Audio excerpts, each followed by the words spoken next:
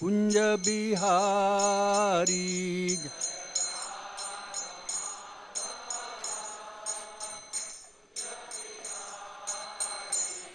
जय राधा माधव कुंज बिहारी।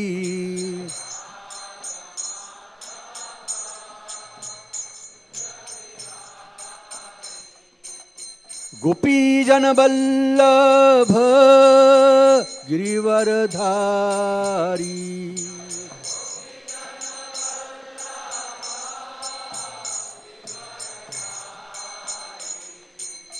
गोपी जन वल्लभ गिरिवरधारी।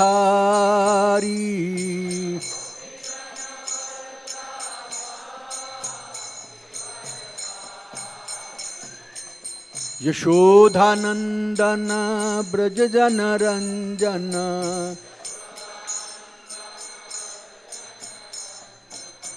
यशोधानंदन ब्रज जन रंजन।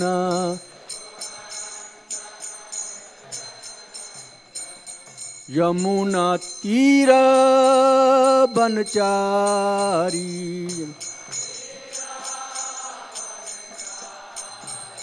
यमुना तीर बनचारी।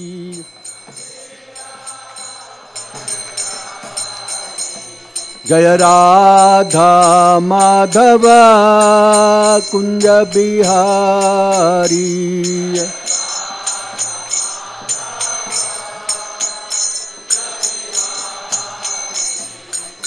गोपी जन वल्लभ गिरिवरधारी।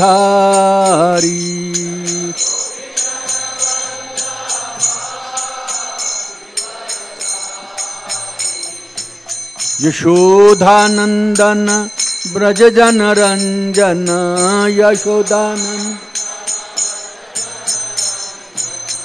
यशोधानंदन ब्रज जन रंजन।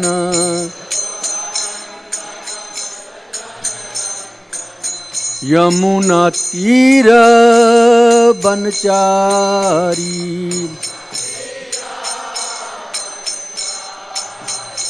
हरे कृष्णा कृष्णा कृष्णा हरे हरे, हरे राम राम राम हरे हरे, हरे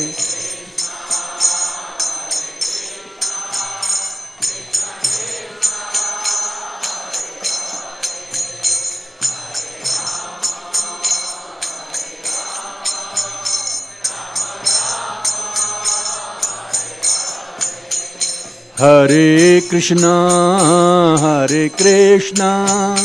कृष्णा कृष्णा हरे हरे, हरे राम राम राम हरे हरे, हरे जय प्रभुपाद।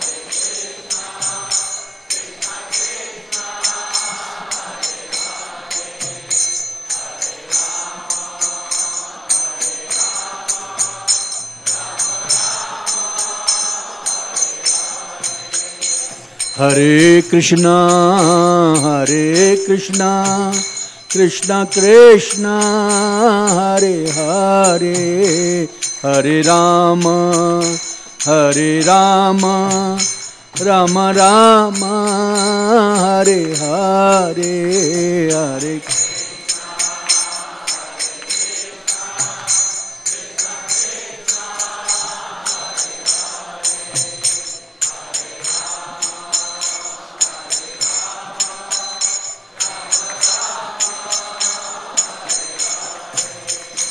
हरे कृष्णा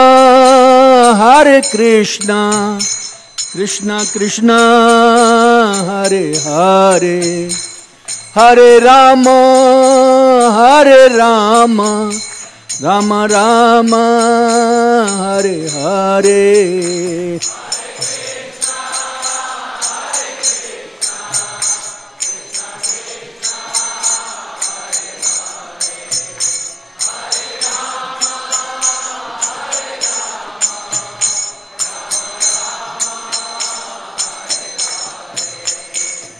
नमः ॐ विष्णुपदाय कृष्णपृष्ठाय भूतले श्रीमते भक्ति वेदांता स्वामीति नामिने नमः।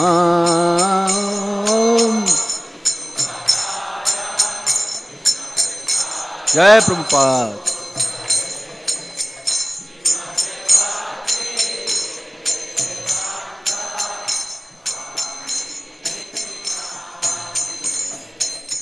नमस्ते सरस्वती देवे गौरवाणी प्रचारिणे निर्विशेष शून्यवादी पाश्चात्य देश तारिणे। बोलिए सब।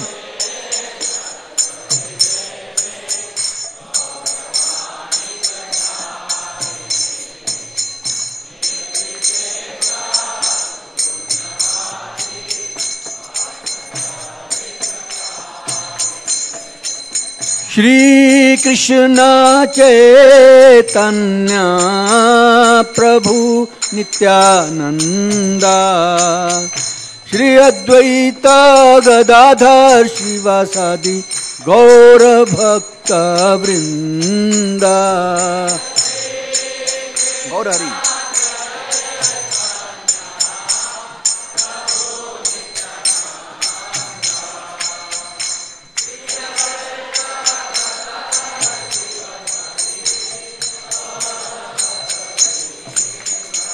जय श्री कृष्ण चैतन्य प्रभु नित्यानंदा श्री अद्वैत गदाधर श्रीवासादि गौर भक्त वृंदा।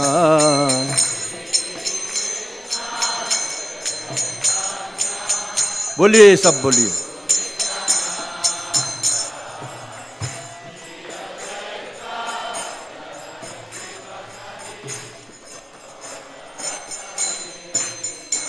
हरे कृष्णा कृष्ण कृष्ण हरे हरे हरे राम राम राम हरे हरे।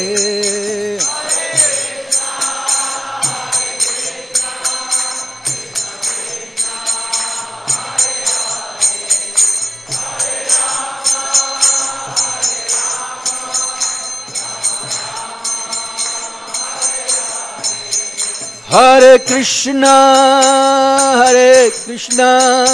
कृष्ण कृष्ण हरे हरे हरे राम राम राम हरे हरे।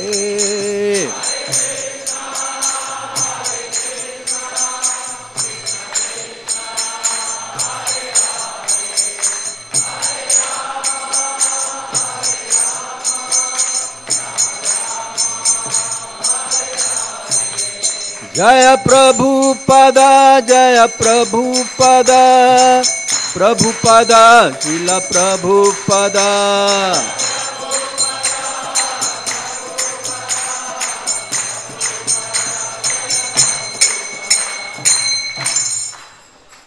ओम नमो भगवते वासुदेवाय। ओम नमो भगवते वासुदेवाय। ओम नमो भगवते वासुदेवाय।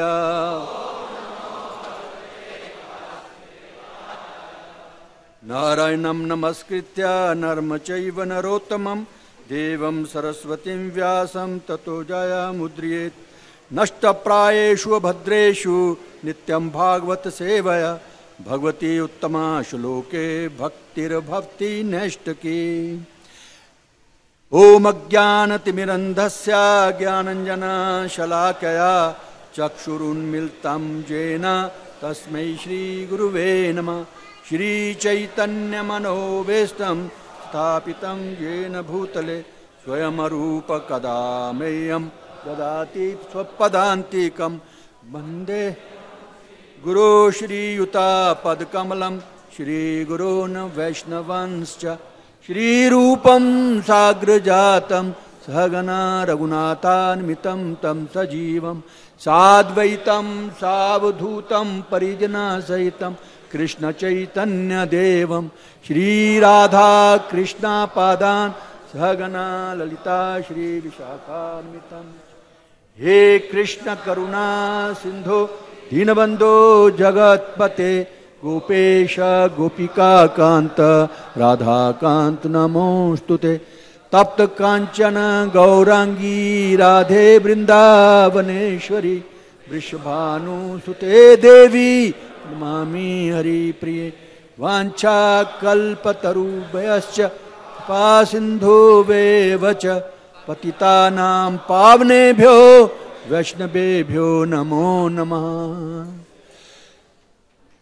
नमो विष्णुपदाय कृष्णपृष्ठाय भूतले श्रीमते भक्ति वेदांत स्वामिनिति नामिने नमस्ते सरस्वती देवे गौरवाणी प्रचारिणे निर्विशेष शून्यवादी पाश्चात्य देश तारिणे जय श्री कृष्ण चैतन्य प्रभु नित्यानंद श्री अद्वैत गदाधर श्रीवासादि गौरभक्तवृंद हरे कृष्णा कृष्ण कृष्ण हरे हरे हरे राम राम राम हरे हरे हरे कृष्णा। धन्यवाद सबका। आज हम स्कंद 4 अध्याय 29 के 39वां और 40वां श्लोक पढ़ेंगे। 40वां श्लोक जो है मैं अपने आप पढ़ूंगा क्योंकि वो लिखा नहीं यहाँ पर। 39वां श्लोक लिखा हुआ 39 श्लोक लिखा हुआ है तो वही पढ़ेंगे हम। 40 श्लोक मैं अपने आप पढ़ूंगा। यहाँ पर नारद मुनि जी तथा राजा प्राचीन भृगु के मध्य में जो वार्तालाप हुआ है उसकी ही चर्चा है यहाँ पर। अभी इन श्लोकों में भक्ति के बारे में चर्चा की गई है और बताया गया है कि ये जो मनुष्य शरीर हमें प्राप्त हुआ है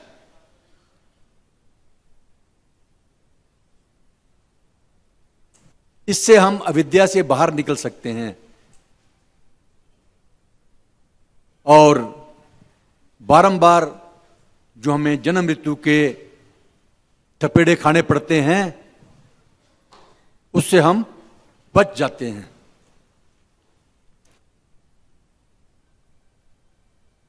हमें हमेशा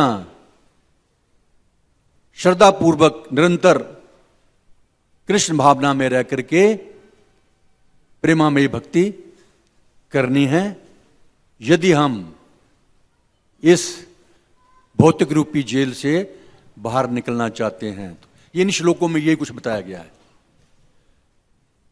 और वास्तव में मनुष्य जीवन का लाभ यही है, हमें इसलिए मिला है कि हम इस भौतिक जगत को पार करके जो कि कष्टों से भरा हुआ है, पग पग पर यहां पर कष्ट ही कष्ट हैं, हमें यहां से निकलने का जल्दी से जल्दी प्रयास करना चाहिए। और कहां जाना है?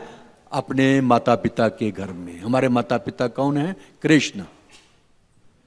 तभी हम प्रसन्न रह सकते हैं और कोई तरीका नहीं है और कोई तरीका नहीं है और कोई तरीका नहीं है इस जेल से निकलने का, कष्टों से उभरने का कोई भी तरीका नहीं है इसके अलावा। तो यही चीजें इन श्लोकों में बताई गई हैं। तो मैं पढ़ता हूं पहले।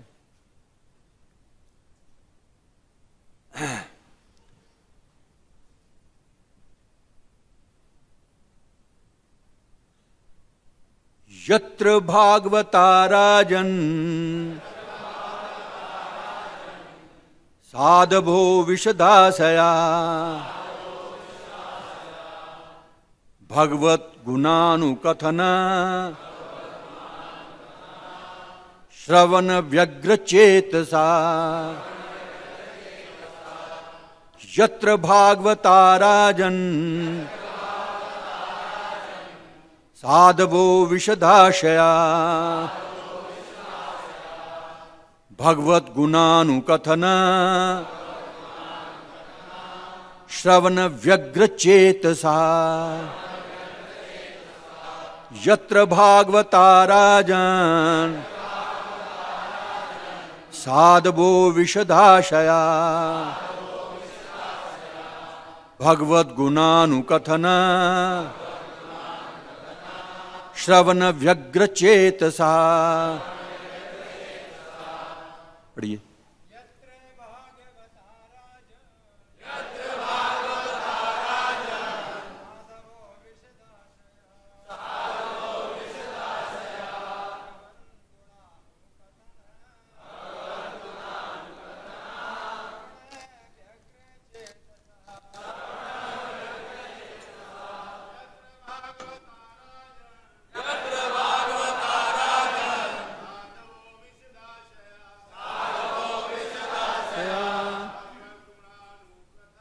भगवत गुणानुकथन श्रवण व्यग्र चेतसा यत्र भागवता राजन साधवो विशदाशया भगवत गुणानुकथन श्रवण व्यग्र चेतसा। लेडीज। यत्र भागवता राजन साधवो विशदाशया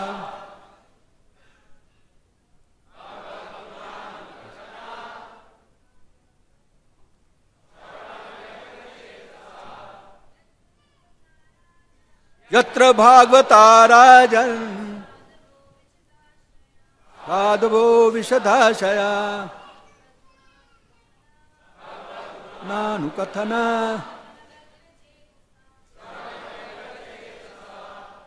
अभी अगला श्लोक 40 में मैं अपने आप पढ़ूंगा, आप केवल सुनिए। तस्मिन् महन मुखुरता मधुभिच्चरित्र पीयूष शेष सरिता परिता स्रवन्ति ताया पिबन्ति अवित्रशो नृप गाढ़ करने स्थानाश प्रश्यन्ति अशन तृण भय शोक मोहा। शब्दार्थ मेरे पीछे दोहराएंगे। यत्र यहां भागवतः परम भक्तगण राजन हे राजा साधव साधु पुरुष विशद आशया विशाल हृदय वाले भगवत भगवान के गुण भगवान के गुण अनुकथन नियमित रूप से पाठ करना श्रवण सुनना व्यग्र उत्सुक चेतसा जिसकी चेतना तस्मिन वहां महत महापुरुषों का मुखरितः मुखों से निकला मधुभीत मधु नामक असुर के मारने वाले का चरित्र कार्यकलाप या चरित्र पीयूष अमृत का शेष अधिक सरिता नदियां जोर से बोलिए ना जाने नहीं है प्रसाद निकाल लिया था। भगवान के गुण जोर जोर से बोलने चाहिए है ना। ये तो अपने आप बोलते हो तो अपने आप नहीं सुनाई दे रहे, सबको सुनने चाहिए पूरे ब्रह्मांड में। भाई आप लोग भी तो जो जो बातें यहां पर बताई गई हैं, आप लोग भी तो शुद्ध भक्त बनने के लिए यहां पर आए हो ना। प्रभुपाद जी ने यहां पर शुद्ध भक्ति सिखाई है, आप लोग शुद्ध भक्ति की क्लास में पढ़ रहे हैं, तो आपने फिर दुनिया को भी प्रचार करना है ना, दुनिया को भी शुद्ध करना है? तो हम खुद ही नहीं शुद्ध होंगे जोर जोर से बोल के, तो कैसे फिर प्रचार करेंगे जाकर के? जोर से बोलना चाहिए। सरिता नदियां परितः चारों ओर स्रवंती बहती हैं, ता वे सब ये जो पिबंती पीते हैं, अवितृषः संतुष्ट हुए बिना, नृप हे राजन गाढ़ सावधान करने कानों से तान उनको न कभी नहीं स्पर्शंती स्पर्श करते हैं, अशन भूख तृठ प्यास भय डर शोक दुख मोह मोह। हाँ, ये भूख प्यास मोह ये छू भी नहीं सकते हैं। किसको? जो भगवान की कथाएं श्रवण करने के लिए व्यग्र रहता है, उत्सुक रहता है। सिर्फ एक दिन नहीं, जब तक हमारा जीवन है तब तक व्यग्र रहना चाहिए। मुझे याद है जब प्रभुपाद जी के शिष्य यहां पर बहुत संख्या में थे, उस समय तो बाकी लोग तो नहीं थे, तो कभी मैंने उनको फालतू बातें करते हुए नहीं सुना। मैंने कमरे में बैठे हुए हैं तब भी भगवान की बारे में ही श्रवण कर रहे हैं, पूछ रहे हैं, और यहां तक कि प्रसाद लेते समय भी एक दूसरे से अगर बातें कर रहे हैं पड़ोस में, तो दुनिया की बातें नहीं, भगवान की बातें जो उन्होंने रात को शायद पढ़ी होंगी या सवेरे सुनी होगी कथा में, तो उसके बारे में चर्चा करते थे। तो ऐसा हमें भी करना है, तभी तो हमारी उत्सुकता व्यग्रता बढ़ेगी, तब हम भगवत धाम जाने के योग्य बन जाएंगे। अदरवाइज और कोई तरीका नहीं है भैया, सीधी सी बात है। और विश्वास के साथ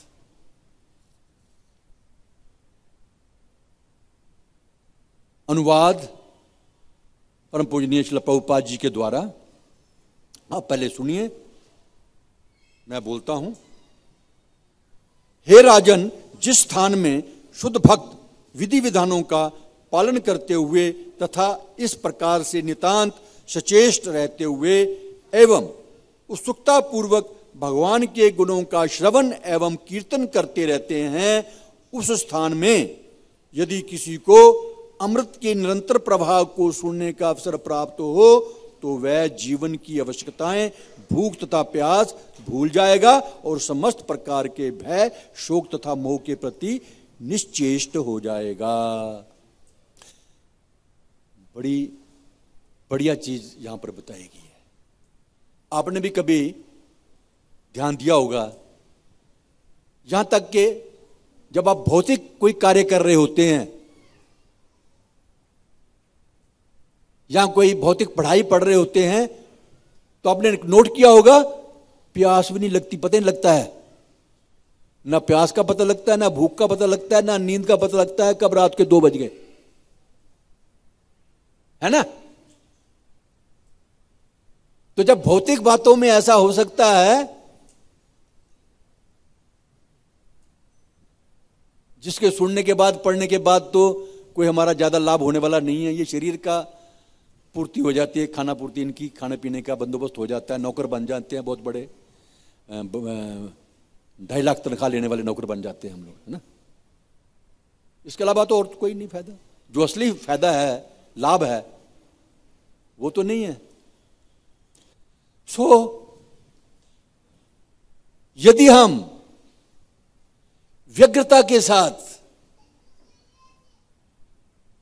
भगवान की लीलाओं का श्रवण करते हैं, पढ़ते हैं, सुनते हैं, सुनाते हैं, तो भूख प्यास खत्म हो जाती है। बॉडली नेसेसिटीज ना पता ही नहीं लगता है, होती तो है लेकिन याद ही नहीं आता कि भूख लगी है, प्यास लगी है।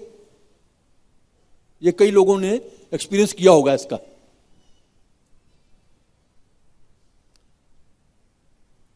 लेकिन शर्त यह है कि व्यग्रता होनी चाहिए। अभी देखिए, आप बोलोगे उदाहरण दो, सुखदेव गोस्वामी का उदाहरण है हमारे पास। सुखदेव गोस्वामी और परीक्षित महाराज का उदाहरण है ना। कुछ दिन, 2-3-4 दिन बीत गए तो सुखदेव गोस्वामी कहते हैं कि भाई कुछ खा पी लो, कोई पानी पी लो, जलपान कर लो। कहते मुझे भूख प्यास नहीं है। हरे कृष्णा। आप लोगों से प्रार्थना है, जिनके पास मोबाइल है कृपा करके उसको बंद कर दें या उसको साइलेंट कर दें ताकि कथा में कोई बाधा ना हो। कई जन्मों जन्मों में बड़ा खा पी लिया है अभी और नहीं, तो सुनने में व्याग्रता है। परीक्षित महाराज को सुनने में व्याग्रता है, इसलिए भूख प्यास की याद ही नहीं आ रही है। ये आपको भी हो सकता है और कुछ ने अनुभव भी किया होगा कभी कभी। रोजाना नहीं तो कम से कम कभी तो एक दफा तो किया होगा कम से कम। अनुवाद श्रील प्रभुपाद जी के द्वारा मैं पढ़ूंगा, आप अभी सुनिए, सॉरी बोलिए, पढ़ के तो मैंने बता दिया आपको। हे राजन, जिस स्थान में शुद्ध भक्त विधि विधानों का पालन करते हुए तथा इस प्रकार से नितांत सचेष्ट रहते हुए एवं उत्सुकता पूर्वक भगवान के गुणों का श्रवण एवं कीर्तन करते रहते हैं, उस स्थान में यदि किसी को अमृत के निरंतर प्रभाव को सुनने का अवसर प्राप्त हो तो वह जीवन की आवश्यकताएं, भूख तथा प्यास भूल जाएगा और समस्त प्रकार के शोक तथा मोह के प्रति निश्चेष्ट हो जाएगा। ये स्थान कहां मिलेगा आपको अभी इस कलयुग में? है कोई? बताओ, है? हाँ, इस्कॉन प्रभुपाद जी ने ये स्थान बनाया है जहां पर आप निरंतर कृष्ण के बारे में सुन सकते हैं, कीर्तन कर सकते हैं। और भी होंगे शायद, लेकिन हम तो प्रभुपाद जी के इस्कॉन को ही जानते हैं। ये स्थान है, यहां आकर के आप श्रवण कर सकते हैं, कीर्तन कर सकते हैं। यहां आपको शुद्ध भक्त मिलेंगे। मान लिया शुद्ध भक्त बने भी नहीं, लेकिन शुद्ध भक्ति की क्लास में तो पढ़ ही रहे हैं ना। शुद्ध भक्त बनने का ही क्लास है ये। हमारी इस्कॉन प्रभुपाद जी ने शुद्ध भक्त बनाने के लिए ये बनाया है इंस्टीट्यूशन। तो आपको यहां पर शुद्ध भक्त, खैर प्रभुपाद जी तो शुद्ध भक्त हैं, परम शुद्ध भक्त हैं। उन्हीं का जो बोला हुआ है वही तो हम श्रवण करते हैं। जो तात्पर्य है वो प्रभुपाद जी ने बोल बोल करके रिकॉर्ड किया है, उसके बाद उसको टाइप किया है। तो शुद्ध भक्त का श्रवण हमें इस्कॉन में आकर के मिल जाता है, सुनना। ये जगह है हमारी। हे राजन, जिस स्थान में शुद्ध भक्त भक्ति विधानों का पालन करते हुए तथा इस प्रकार से नितांत सचेष्ट रहते हुए एवं उत्सुकता पूर्वक भगवान के गुणों का श्रवण एवं कीर्तन करते रहते हैं, उस स्थान में यदि किसी को अमृत के निरंतर प्रभाव को सुनने का अवसर प्राप्त हो तो वह जीवन की आवश्यकताएं, भूख तथा प्यास भूल जाएगा और समस्त प्रकार के भय, शोक तथा मोह के प्रति निश्चेष्ट हो जाएगा। डर भी नहीं लगता है। वैसे मुझे याद आ गया, एक दफा गोवर्धन घाटी में बैठा हुआ था मैं, तो मुझे सुन रखा था, लोग बताते हैं कि यहां पर सांप बहुत हैं। संध्या का समय हो गया, अंधेरा होना शुरू हो गया, तो मैं वहां पर जाप कर रहा हूं। बड़ा मजा आ रहा था मुझे जाप करते करते, बाकी और कहानियों नहीं बताऊंगा, बड़ा मजा आ रहा था। इतनी देर में कोई पता नहीं कहां से आदमी आ गया, एक बोलता, भाई साहब यहां से अभी चले जाइए, यहां पर सांप बहुत है, अंधेरे में बैठे हुए आप, कोई काट कूट जाएगा। अच्छा, उससे पहले डर नहीं था, उसके बाद डर लगना शुरू हो गया है ना। तो कृष्ण भक्ति में डर नहीं लगता है, करना चाहिए। हाँ, कोई डरा दे तो बात अलग है। तात्पर्य श्रील प्रभुपाद जी के द्वारा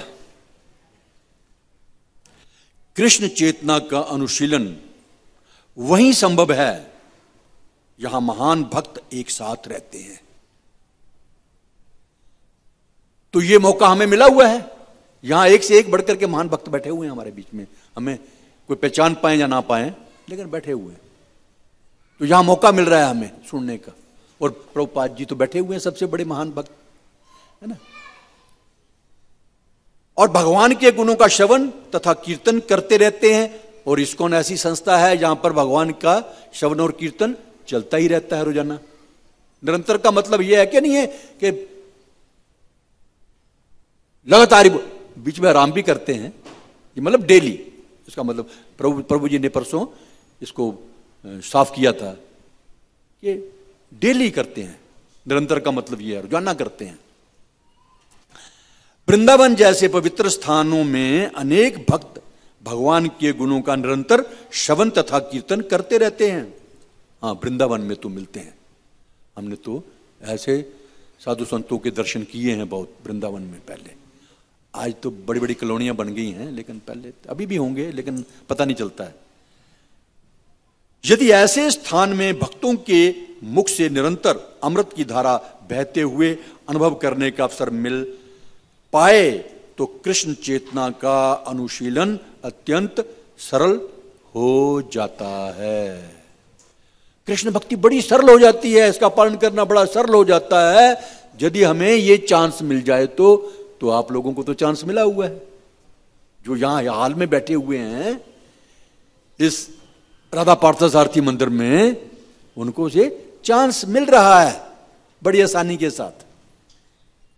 जब मनुष्य भगवान के गुणों का निरंतर श्रवण करता है तो वह देहात्म बुद्धि से ऊपर उठ जाता है। ये मेरा, मैं, ये सब बातें पीछे छूट जाती हैं। मैं भगवान का दास हूं, भगवान का सेवक हूं, भगवान का अंश हूं, और मेरा काम है भगवान की सेवा करना। ये बातें याद रह जाती हैं। बाकी शरीर का शुद्ध बुद्ध भूल जाता है आदमी। देहात्म बुद्धि होने पर उसे भूख, प्यास, भय, शोक तथा मोह सताते हैं। देखिए, काशी वाले दिन, जिस दिन हम काशी रखते हैं, तो उस दिन प्यास नहीं लगती कई लोगों को, भूख भी लगती, पता नहीं रहता कि आज कुछ खाना भी है नहीं, याद ही नहीं आती खाने पीने की। उसके अगले दिन जब व्रत पारण करता तब भूख लगनी शुरू हो जाती है ना। तो इससे भी सिद्ध होता है कि जब हम भक्ति में लगते हैं ना, तो भूख, प्यास, भय, शोक, किसी की चिंता नहीं रहती है। ये सब प्रैक्टिकल बातें हैं, विज्ञान है ये। किंतु यदि वह भगवान के गुणों का श्रवण तथा कीर्तन करता रहता है तो वह देहात्म बुद्धि से आगे निकल जाता है।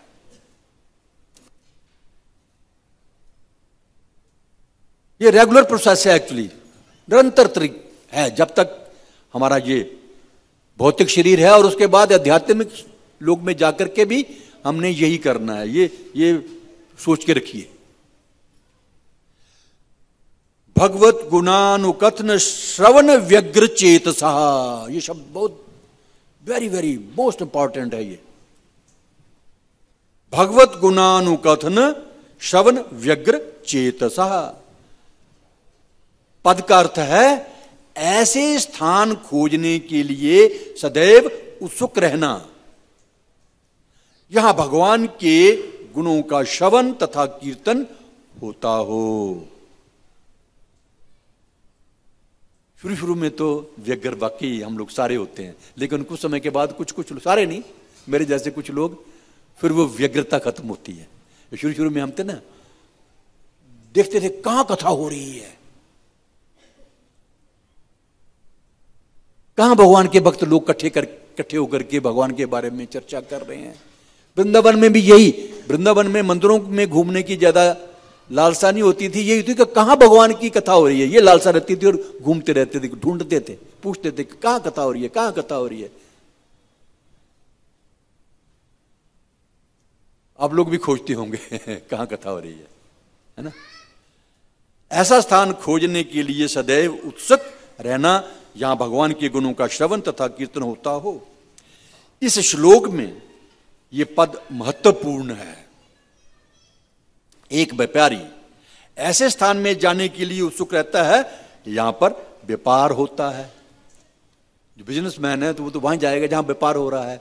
जुआरी वही जाएगा जहां पर जुआ खेलते हैं।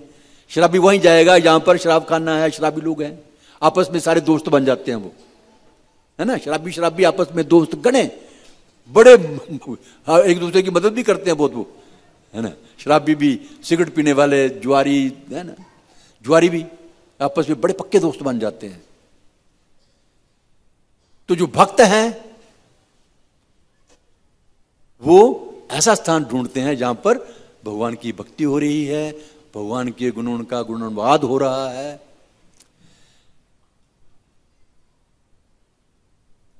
तो प्रभुपाद जी बड़ा अच्छा उदाहरण दे रहे हैं। एक व्यापारी ऐसे स्थान में जाने के लिए उत्सुक रहता है यहां पर व्यापार होता हो।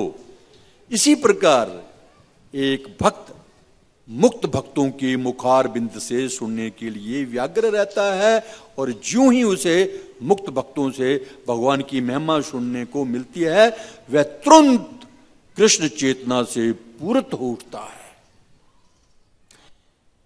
इसकी पुष्टि भागवत 3:25 में भी हुई है। सताम प्रसंगान मम वीर्य संविदो भवंती हृत कर्ण रसायन कथा। रसायन है ये कथा, भगवान की जो कथाएं हैं ये औषधि है। तज्जोषनाद स्वपवर्ग वर्तमनि श्रद्धा रतिर भक्तिर अनुक्रमिष्यति। शुद्ध भक्तों की संगति में भगवान की लीलाओं तथा कार्यकलापों की विवेचना कानों तथा हृदय को अत्यंत सुखद तथा संतुष्ट करने वाली हैं। कभी कभी जब हम कृष्ण चर्चा सुनते हैं तो लगता है सुनते जाओ, बड़ा अच्छा लगता है, हृदय को भी अच्छा लगता है, कानों को भी अच्छा लगता है। और वक्ता अगर थोड़ी सेकंड के लिए ऐसा, जो बड़ा अच्छा वक्ता है, भगवान का शुद्ध भक्त है, बता रहा है, तो अगर बाय द वे 1 सेकंड के लिए कभी कभी उसको खांसी आ गई, जब पानी पीने के लिए, तो करता है इसको प्यास ना लगे, फटाफट सुनाए और सुनाए और सुनाए, ऐसा दिल करता है ना, दिल करता है ऐसा, और सुनाए। ये 1 सेकंड के लिए चुप क्यों हो गया, 1 मिनट के लिए चुप क्यों हो गया, ये सुनाता जाए। ऐसी व्यग्रता हो जाती है। कानों को और हृदय को संतुष्ट करती है, क्योंकि हमारा कान और हृदय संतुष्ट हो रहे हैं और सुनने से और सुनाइए और सुनाइए। ऐसे ज्ञान के अनुशीलन से मनुष्य क्रमशः मुक्ति पथ पर अग्रसर होता है, आगे बढ़ रहा है वो। फिर वह मुक्त हो जाता है। पहले तो क्या है, मुक्ति का जो रास्ता है उसकी ओर बढ़ता है, और उसके बाद फिर मुक्त भी हो जाता है, और उसकी आसक्ति स्थिर हो जाती है। तत्पश्चात वास्तविक भक्ति आरंभ होती है। अभी और कुछ नहीं चाहिए, अभी भक्ति के अलावा और कुछ नहीं चाहिए। भौतिक आसक्ति बहुत कर ली, भौतिक आसक्तियों से अभी मुक्ति हो गई। शुद्ध भक्त की संगति से मनुष्य भगवान के गुणों को सुनने और कीर्तन करने में अनुरक्त होता है। इस प्रकार वह कृष्ण चेतना का अनुशीलन कर सकता है। और अनुशीलन का मैं शब्द का शब्दार्थ आपको बताऊंगा बाद में। अनुशीलन के बहुत सारे शब्द हैं। कल मैंने एक इंग्लिश डिक्शनरी में देख रहा था, मैं ऑक्सफोर्ड डिक्शनरी में, तो अनुशीलन के बहुत सारे अर्थ हैं, वो उस पर भी चर्चा करेंगे, क्योंकि अनुशीलन बार बार आता है हमारे धार्मिक ग्रंथों में। अनुशीलन शब्द जो है बार बार आता है। इस प्रकार वह कृष्ण चेतना का अनुशीलन कर सकता है और अनुशीलन की प्रगति के साथ ही भगवान के प्रति उसकी श्रद्धा तथा भक्ति बढ़ती जाती है और वह शीघ्र ही पूर्ण कृष्ण चेतना प्राप्त कर लेता है। पूर्ण कृष्ण चेतना मनुष्य जीवन मिला इसीलिए, पूर्ण कृष्ण चेतना के लिए। जब तक हमारी पूर्ण कृष्ण चेतना नहीं होएगी तब तक भगवत धाम की भूल जाइए। कृष्ण चेतना अनुशीलन की सफलता का रहस्य है उपयुक्त व्यक्ति से श्रवण करना। ये एक एक लाइन प्रभुपाद जी ने बड़ी रिमार्केबल लिखी है, बड़े महत्वपूर्ण है। एक एक लाइन, एक एक शब्द सुनिए दोबारा से। क्या लिखते हैं प्रभुपाद जी? कृष्ण चेतना अनुशीलन की सफलता का रहस्य क्या है? उपयुक्त व्यक्ति से श्रवण करना। राह चलते हुए, गली में चलते हुए किसी व्यक्ति से श्रवण करना नहीं है। बहुत सारे लोग आजकल धंधा बना लिया है, घर घर में जाएंगे। हमारे इस्कॉन वाले नहीं, बाहर वाले। हमारे इस्कॉन वालों को तो जाना चाहिए, हमारे इस्कॉन वालों को तो जाना चाहिए, क्योंकि हमें तो शुद्ध भक्ति सिखाई जा रही है, हमने आगे शुद्ध भक्ति सिखानी है। लेकिन बाहर के औरतें, आदमी घर में जाएंगे और उनके सिर पे हाथ रख देंगे, पीठ पे हाथ रखें, तुम मेरे चेले बन गए। तो ऐसे भी कुछ लोग सुनाते हैं, कुछ कथाएं, छोटी मोटी कथाएं सुनाते हैं। उनके मुख से नहीं, उनके मुख से सुनेंगे ना, वो फायदा नहीं करेगा, लाभ नहीं हो, वो तो हानिकारक है। उनसे सुनना हानिकारक है, सीधी सी बात है। तो किन से सुनना चाहिए? उपयुक्त व्यक्ति से श्रवण करना चाहिए। वो आपको इस्कॉन में मिल जाएंगे, किसी और संस्था में मिल सकते हैं, लेकिन इस्कॉन के बारे में तो हम जानते हैं ना, इसलिए हम क्या दावे के साथ कह सकते हैं, घोषणा कर सकते हैं कि इस्कॉन में आपको ये मौका मिल जाएगा उपयुक्त भक्तों से सुनने का। तो ये क्वालिफिकेशन है एक।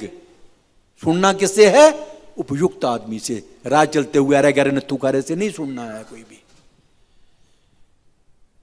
कृष्ण भावना भावित व्यक्ति कभी भी शारीरिक आवश्यकताओं, भोजन, नींद, मैथुन, सुरक्षा से विचलित नहीं होगा। अभी आगे बढ़ते हैं। ये तो तात्पर्य प्रभुपाद जी का पूर्ण होता है। जहां पर मैंने कुछ लिखा है भक्ति के बारे में ही, जो हमने ये श्लोक पढ़े हैं, इन्हीं के ऊपर लिखा है अपने ग्रंथों से ही। प्रभुपाद जी ने जो बताया है बड़े ध्यान से सुनिए, दोबारा रिपीट हो जाएगा ये जो प्रभुपाद जी ने भी बोला है, क्योंकि हमें तो भक्ति करनी है ना, भक्ति में आगे बढ़ना है। ये जो फार्मूले बताए हैं उनके अनुसार, तो दोबारा से उन्हीं बातों को दूसरे तरीके से रिपीट करते हैं प्रभुपाद जी के दूसरे तरीकों से। जैसे मैंने बोला कि ये मौका जो है आपको कहां मिलेगा? इस्कॉन में मिलेगा। इस्कॉन मतलब international society for Krishna consciousness, भक्ति रस है, भक्ति है, सॉरी, कृष्ण भावनामृत संघ, कृष्ण भावनामृत संघ।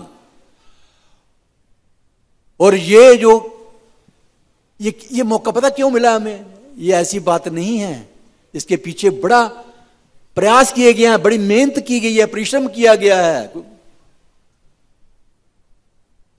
ये कृष्ण भावनामृत संघ श्रील रूप गोस्वामी के द्वारा संचालित है। ये एक बात ये याद रखो, ये किसी मामूली आदमी के द्वारा संचालित नहीं है, ये है श्री रूप गोस्वामी की अध्यक्षता में संचालित होता है। और एक से बढ़कर के एक महान भक्त आपको यहां पर मिलेंगे। ऐसे ये महान सक्त तथा आचार्य हैं मेरे गुरु महाराज कृष्ण कृपा मूर्ति श्रीमद एसी भक्ति वेदांत स्वामी प्रभुपाद, जिन्होंने इस्कॉन की स्थापना की है, ताकि लोगों को जो श्लोक में बताया गया है, क्यों किया है? ताकि लोगों को श्री भगवान के गुणों एवं कीर्तन सुनने का अवसर प्राप्त हो। यह श्लोक को पूरा करता है ये शब्द।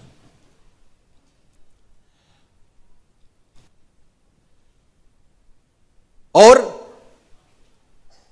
अवसर प्राप्त हो, और बार बार जन्म मृत्यु के जो हमें थपेड़े खाने पड़ते हैं उससे हम बच जाएं। जब तक हम कृष्ण भक्ति नहीं करते हैं तब तक इस भौतिक जगत रूपी जेल से निकलना कठिन ही नहीं नामुमकिन है।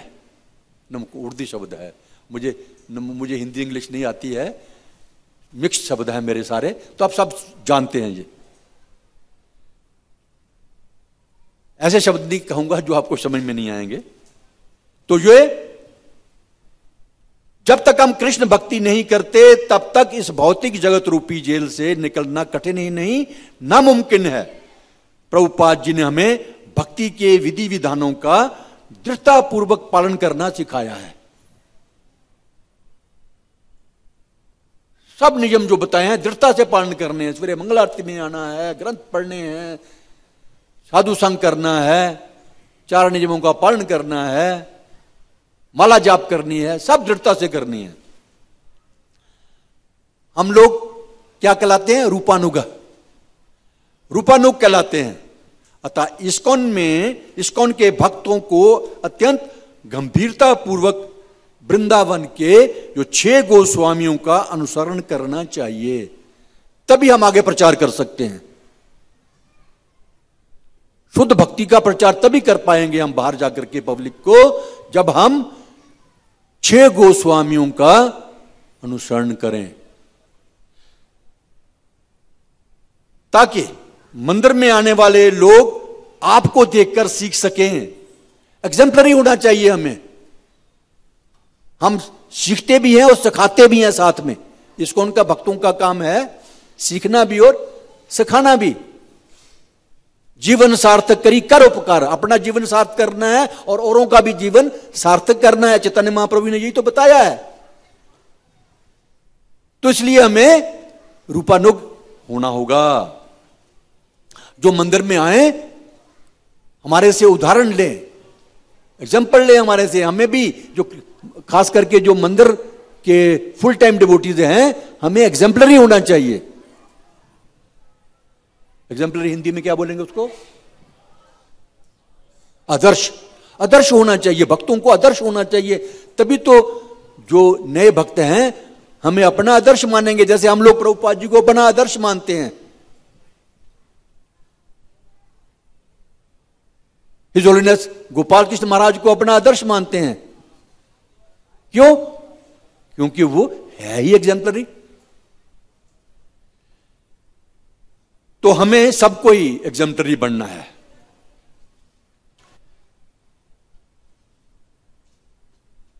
हमसे सीखे लोग, हम पर विश्वास करें। ये नहीं है यार, ये भी तो आशारामी है। हम पे भक्तों का विश्वास होगा हम पे, तो तभी तो हमसे सीखेगा वो। यदि हमारा अपना चरित्र एग्जाम्पलरी नहीं है, तो जो दूसरा आदमी है 1 दिन 2 दिन तो मानेगा कि ये तो है, लेकिन काठ की हड्डियां बार बार नहीं चढ़ती। 1 दिन 2 दिन 1 महीना चल सकती है, बाद में पता चल जाता है कि किस किस्म का आदमी है। तो इसलिए हमें जो इस्कॉन के भक्त हैं उनको आदर्श बनना है, ताकि लोग हमें अब अपना आदर्श माने और भक्ति के विषय में चर्चा करने के लिए उत्सुक हों हमसे। उनमें उत्सुकता आएगी। 6 गोस्वामी जो मैंने नाम लिए, उनके नाम दोबारा रिपीट करता हूं। नाम लेना ही इनका हमें शुद्ध भक्ति प्रदान करती है। रूप गोस्वामी, श्री सनातन गोस्वामी, श्री भट्ट रघुनाथ, श्री जीव गोस्वामी, गोपाल भट्ट दास, रघुनाथ दास गोस्वामी। रूप रघुनाथ पदे होए बे अकुति, कबे हम बुझब से जुगल परिति।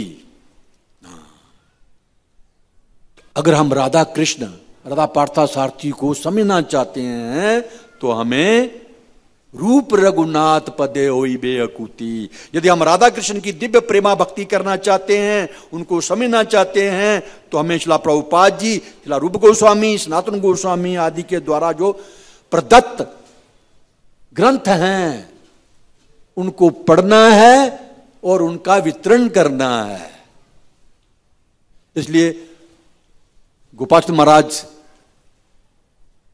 बड़ा जोर देते हैं ग्रंथों को वितरण करने का। तो ऐसे नहीं है जैसे सिर्फ पैसा कमाने के लिए, इसके पीछे उद्देश्य है।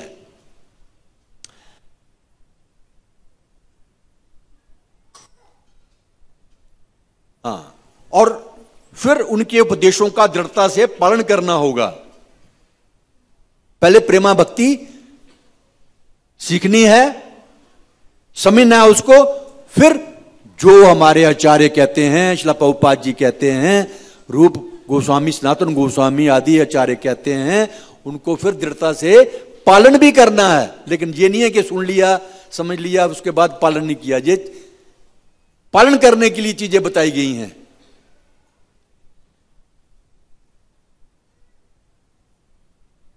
भगवत गुणानुकथन श्रवण व्यग्र चेतसा, श्लोक में आया ना शब्द,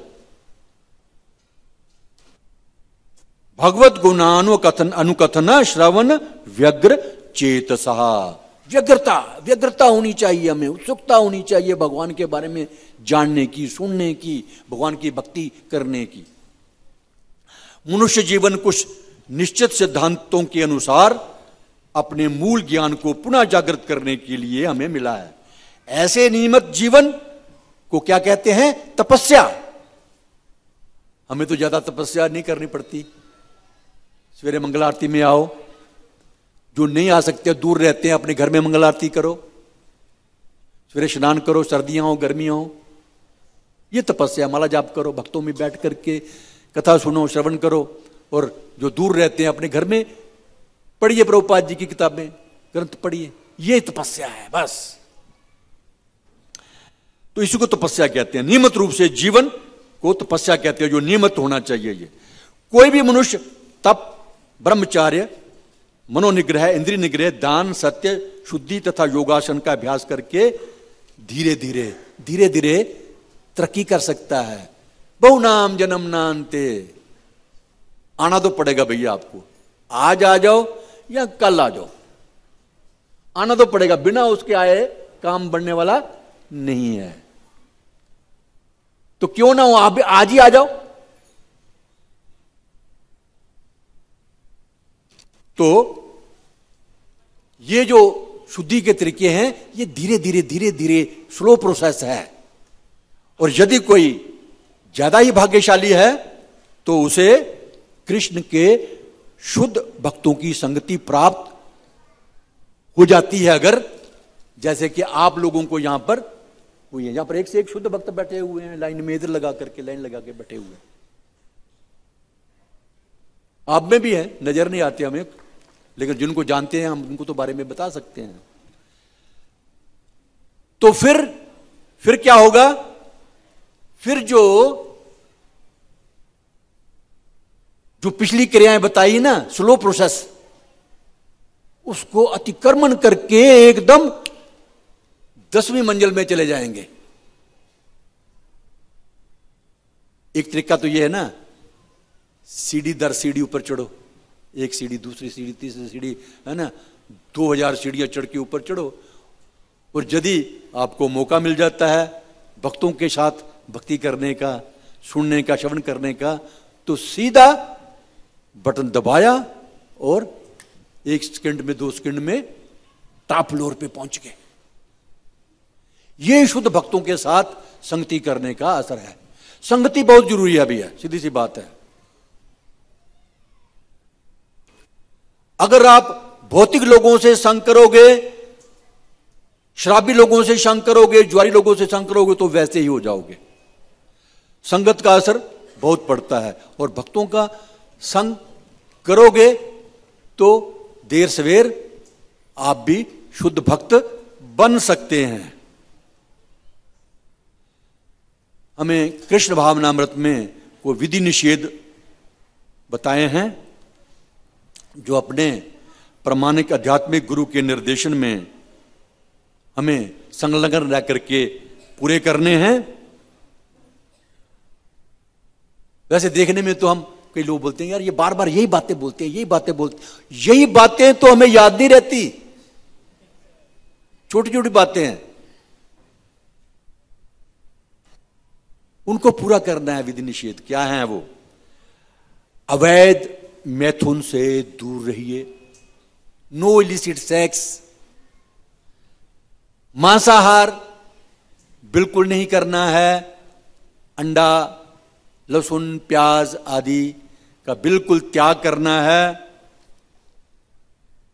no meat eating including onion garlic, सब कुछ किसी किस्म का भी।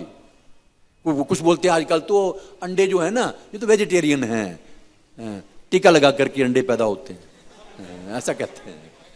नहीं, ये अंडे नहीं खाने, कोई अंडे गंडे कुछ नहीं खाने, ना अंडे खाने ना गंडे खाने। गंडे मतलब प्याज, ये नहीं खाने। और क्या नहीं करना? नो गैम्बलिंग, जुआ नहीं खेलना है। बहुत ही सरल विधि है ये, परंतु है बड़ी कारगर। ये नियम पालन करोगे ना, और साथ में भक्ति भी सीख रहे हो, साथ में कर रहे हो, तो बड़ी कारगर विधि है ये। एकदम टॉप फ्लोर पे पहुंच जाओगे।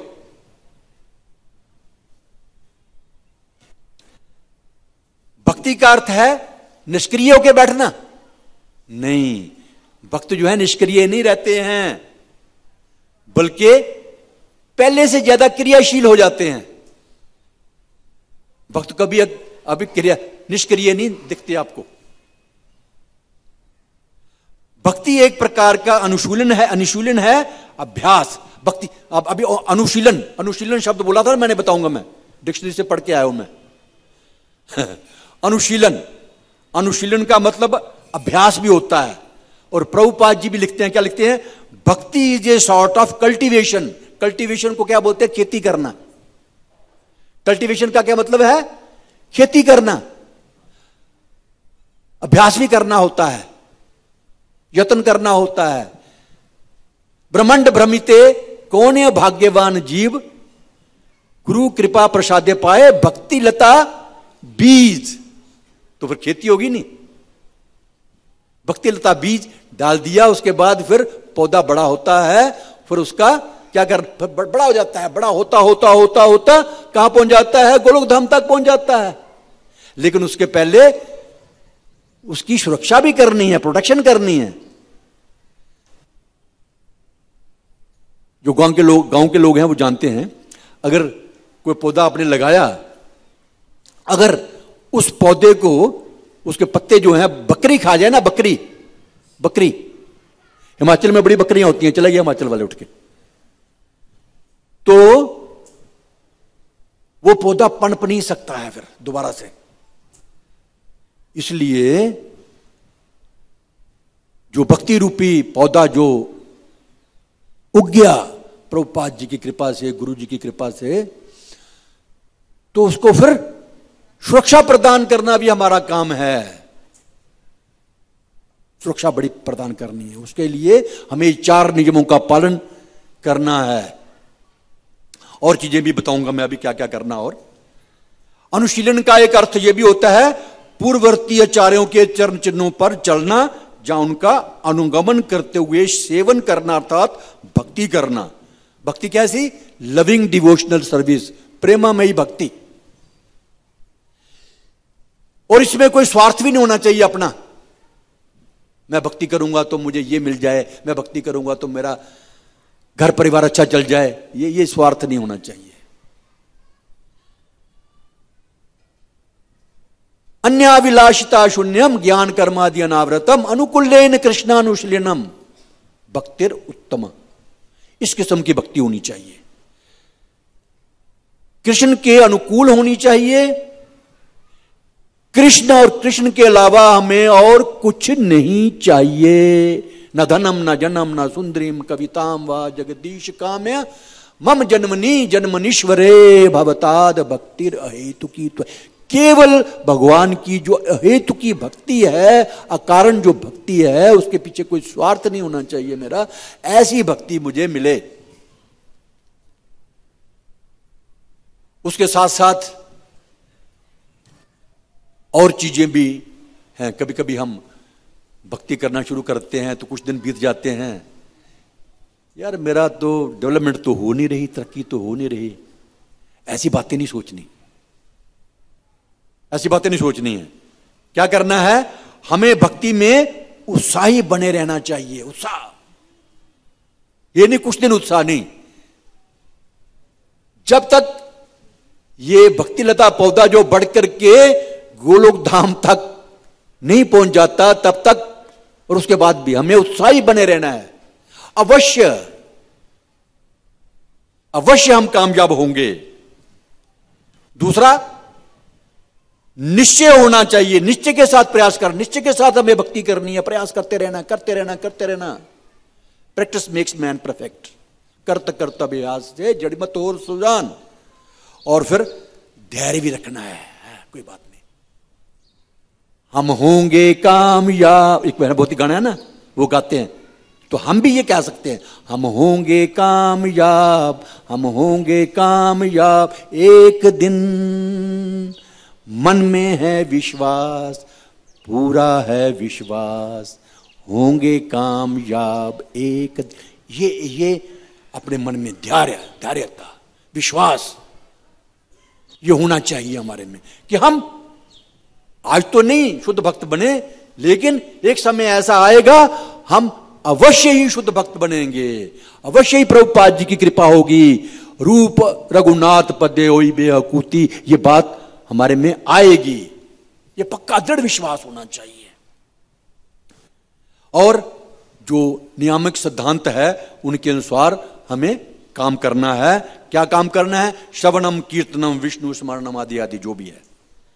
और फिर अभक्तों का संग, जो भक्त नहीं है, ये बहुत महत्वपूर्ण है। ये बात भी, वैसे सारी महत्वपूर्ण बातें हैं, लेकिन अभक्तों का संग बिल्कुल नहीं करना। Zero tolerance. अभक्त जो है उनका संग नहीं करना है। और छठा क्या है? जो हमारे पूर्ववर्ती आचार्य हुए हैं उनके चरण चिन्हों पर हमें चलना है। यही भक्ति की, शुद्ध भक्ति की पूर्ण सफलता का रहस्य है। बस सफलता का रहस्य यही है, जो बातें हमने आपको बताई हैं। ये 6 सिद्धांत हमें आश्वस्त करते हैं कि पूर्ण सफलता अवश्य मिलेगी। उत्साहान निश्चया धैर्य तत्तत्कर्म प्रवर्तनात् संग त्यागात सतोवृत्ति क्षणबीर भक्ति प्रसिद्धति।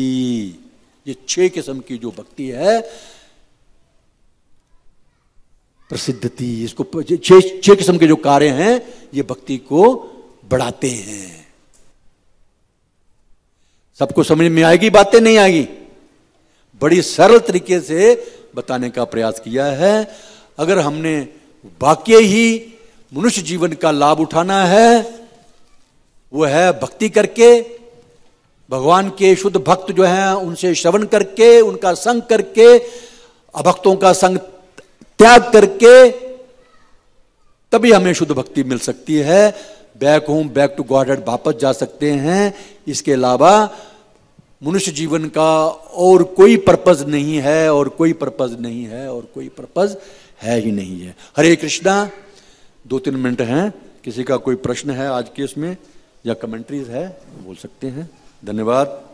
हरे कृष्ण। हरे कृष्णा। बहुत बहुत धन्यवाद प्रभु जी। तो आज के श्लोक में जो शब्द है विशद आशया, तो जिनका हृदय विशाल है, उदार है, तो हृदय की जो उदारता है वो क्या है? भगवत गुणानुकथना, कि भगवान के गुणों का अनुकथन करते हैं। अनुकथन का मतलब है दोहराना और बार बार दोहराना, तो ये जो है उदारता है। तो जिनके अंदर ऐसी उदारता नहीं है तो वे दोहराना नहीं चाहते हैं, वो अपना ही प्रवचन देना चाहते हैं। तो भगवान के जो संदेश हैं, जो हमें परंपरा के द्वारा प्राप्त हुए हैं, उनमें अपनी बात को जोड़ना चाहते हैं, कुछ निकालना चाहते हैं, काट छांट करना चाहते हैं। क्यों? क्योंकि उनका हृदय उदार नहीं है, तो वे जो है अनुगत नहीं होना चाहते हैं। लेकिन जो विशद आशय, जिनका हृदय उदार है, तो वे अपनी बात कुछ जोड़ते नहीं हैं, कुछ काटते छांटते नहीं हैं। जैसे प्रभुपाद, उनका विशद आशय था, उनका जो आशय था वो बहुत उदार था, इसलिए प्रभुपाद ने जो है कुछ नहीं जोड़ा। प्रभुपाद ने कहा कि मेरा अगर कोई गुण है तो यही है कि मैंने कुछ जोड़ा नहीं है, कुछ निकाला नहीं है। जो चैतन्य, श्री चैतन्य का संदेश है उसको यथावत रूप से दिया है, उससे कहते हैं अनुकथन। तो अनुकथन, और चूँकि प्रभुपाद ने अनुकथन किया था इसलिए चैतन्य का संदेश लोगों ने स्वीकार किया, क्योंकि वो यथावत रूप में लोगों को मिला और उससे जो है लोग प्रभावित हुए, लोग शुद्ध हुए, उनका जीवन शुद्ध हुआ। तो इसको कहते हैं अनुकथन। और फिर श्रवण भी है कि श्रवण, जिनका हृदय उदार होता है तो श्रवण भी करते हैं। तो श्रवण करने में पीछे नहीं रहते हैं, क्योंकि श्रवण करने में आप छोटे बन जाते हैं। तो हम जो है हमेशा श्रवण में लगे रहें, हमेशा छोटे बने रहें, तो ये जो है उदारता है। और अनुकथन श्रवण व्यग्र चेतसा, व्यग्र का मतलब है उत्सुक। तो उनकी उत्कंठा केवल अनुकथन में ही होती है कि हमें क्लास देना है, प्रवचन देना है, तो उसमें तो व्यग्र हैं, लेकिन श्रवण में व्यग्र नहीं है। जहाँ सुनने का अवसर होता है तो फिर जो है व्यग्रता नहीं रहती है, उत्सुकता रहती है, प्रवचन देने में, सुनने में नहीं होती है। तो यहाँ अनुकथन और श्रवण व्यग्र चेतसा, तो दोनों कार्यों में जो उत्सुक रहते हैं, व्यग्र रहते हैं, तो उनके लिए बताया गया है कि उनका हृदय उदार है। और फिर गाढ़ कर्ण, जो अगला श्लोक है जो बोर्ड में नहीं लिखा है, गाढ़ कर्ण पिबंती, पीते हैं, गाढ़े कानों से पीते हैं। तो ये जो अमृत की नदी, कथा रूपी अमृत की जो नदी बहती है, तो उसको पीना किससे है? कानों से पीना है। और कानों से पीना तो कैसे पीना है? गाढ़ कान, अपने कान को गाढ़ा करके पीना है। गाढ़ा करके पीने का मतलब है कि जो कान में शब्द जाते हैं उनको हृदय के अंदर खींच लेना है। जैसे आपके मुंह में जब आता है कुछ पानी तो आप पीते हैं तो उसको गाढ़ कहते हैं, कि गाढ़ करके आपने पिया कि बाहर नहीं जाने दिया। तो जो पानी आया मुंह में उसको आपने मतलब खींच लिया अंदर। तो इसी प्रकार गाढ़ कानों के द्वारा सुनना है, पीना है। तो जो भी कान में शब्द आते हैं तो उनको हृदय के अंदर खींच लेना है, ये जाने नहीं देना है। उसे कहते हैं गाढ़ कर्ण है। तो ऐसे शब्द जो है बहुत गहरे हैं, इन शब्दों के तात्पर्य बड़े गहरे हैं। जैसे प्रभु जी ने भी अनुशीलन शब्द का जो है कई प्रकार से अर्थ बताया, व्याख्या की है। तो इस प्रकार से ये जो श्लोक हैं नारद जी के द्वारा कहे गए हैं, इनमें बहुत गहराई है। हरे कृष्णा। ग्रंथराज श्रीमद् भागवतम की